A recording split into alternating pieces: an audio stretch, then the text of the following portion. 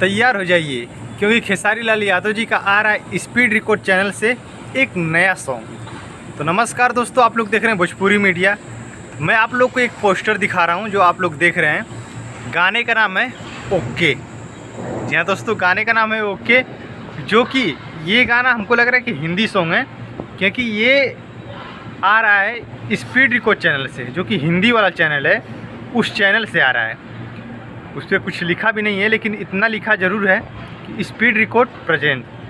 तो आप लोग के बीच खेसारी लाल यादव जी का आ रहा है स्पीड रिकॉर्ड चैनल से ओके सॉन्ग, जो गाने का नाम है ओके।